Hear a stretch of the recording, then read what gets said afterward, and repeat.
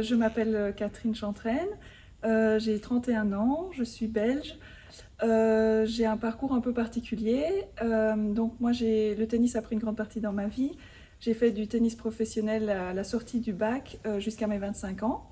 Puis j'ai repris mes études en Belgique, donc à l'université de Liège pour la formation architecture du paysage.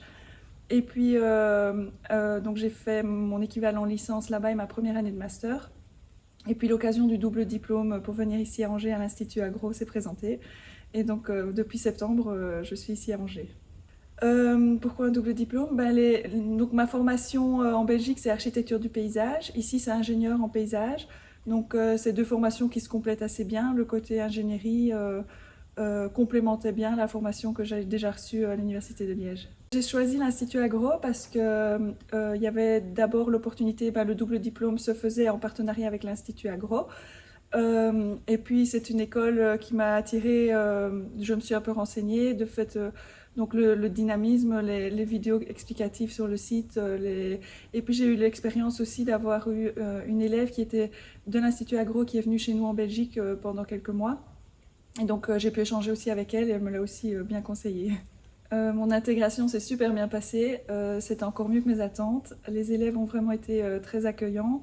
Il y a un dynamisme à l'école qui est vraiment génial. Il y a beaucoup d'activités, de projets qui peuvent se faire en dehors des cours. On a la place et le temps, on nous permet de faire tout ça. Ça nous permet d'acquérir d'autres compétences, d'autres apprentissages.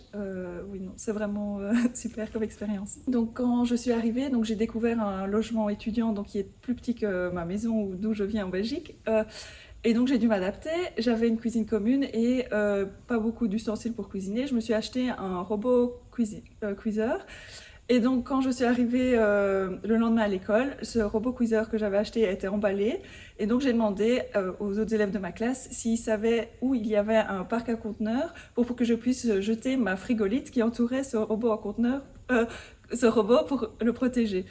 Et donc, il n'y a personne qui m'a comprise. En fait, il y a quand même quelques mots de vocabulaire qui sont différents. Il fallait que je dise où puis-je jeter mon polystyrène, où est-ce qu'il y a une déchetterie. Et j'interroge les gens de ma classe de temps en temps pour qu'ils apprennent le belge aussi. La fin les 6 derniers mois de Master 2, on aura un stage. Je pense le faire en Belgique pour me rapprocher quand même. Ça fera déjà 1 an et demi que je serai loin de chez moi, donc pour me rapprocher quand même un peu de mes proches aussi. Et donc je pense travailler en Belgique par la suite. Après, on n'est jamais à l'abri des opportunités qui peuvent s'ouvrir, mais normalement le but c'est de rentrer en Belgique pour travailler. Quel conseil je donnerais à un étudiant pour venir faire un double diplôme? Allez-y.